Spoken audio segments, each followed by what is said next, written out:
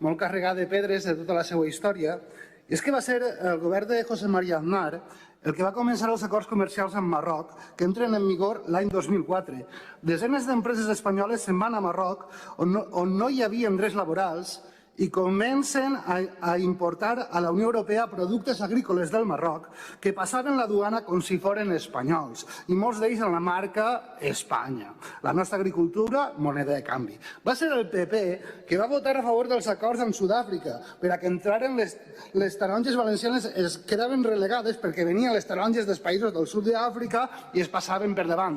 I la situació, que va ser crítica, encara no ha arribat al final, perquè els arancels es llevaran tots completament l'any 2025, o sigui que encara tindrem el favor del PP de si l'any 2025.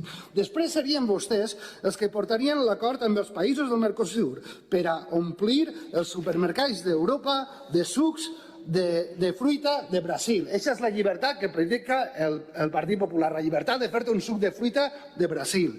Van portar vostès també els acords amb països asiàtics contra l'arròs valencià, concretament de països com Myanmar o el Vietnam, i que estan afonant l'arròs de l'Albufera i el de la Marjal de Pego Oliva.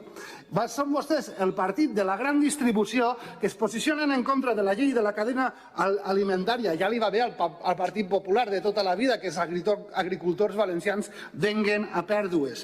Són vostès el partit, també, el Partit Popular, el partit de la pitjor patronal, el partit que quan manava no feia les inspeccions que tocava al camp, el partit que permetia que més del 50% dels agricultors que anaven a treballar treballaren per als pirates de les ETTs. Són, senyories, vostès, el partit criat i submís de les burgesies del nord d'Europa, que imposen l'agricultura de fora sobre la nostra agricultura, sobre l'agricultura valenciana, i que en consonància volen fer vostès el port de Rotterdam a la ciutat de València per a que continuen entrant productes de fora. Jo res més, senyoria, simplement desitjar-los bon Nadal i que consumisquen bona cosa de productes valencians. Moltes gràcies, senyor Nadal.